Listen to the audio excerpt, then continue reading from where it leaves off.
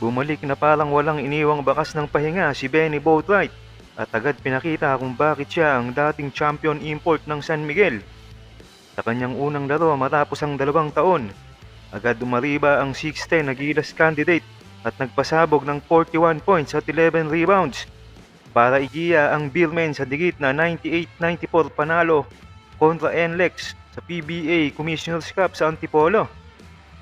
Hindi kinabahan sa pagbabalik, kundi parang mas lalo pang gumaan ng laro. Mainit agad ang kamay niya sa first half na 25 points, pero ang pinakamatinding pahayag, yung 200 dunk sa huling 32 segundo na tuluyang bumasag sa tabla at nagbigay ng kalamangan sa SMB sa 96-94. Kumpiyansa si Benny Boatwright na tuloy na ang naturalization bid niya matapos makabalik sa bansa.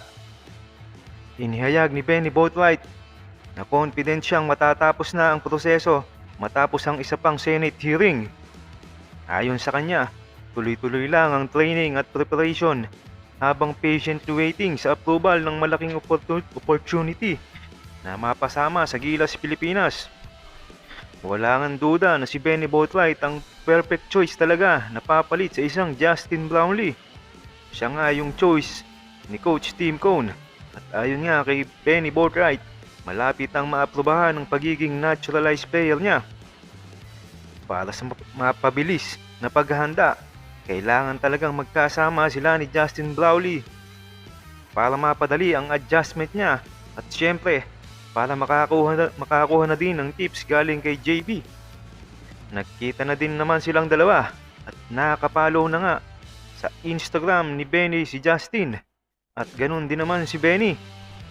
Sa susunod ng Asian Games, ay inaasahang magkakasama ang dalawa ni Justin Brownlee at ni Benny Boatwright. Kamusta mga idol? Sports Zone PH para sa sports news and update. Kung bago ka pa lamang dito sa channel ko, pindutin mo na ang subscribe button at notification bell para lagi kang update sa mga sports news.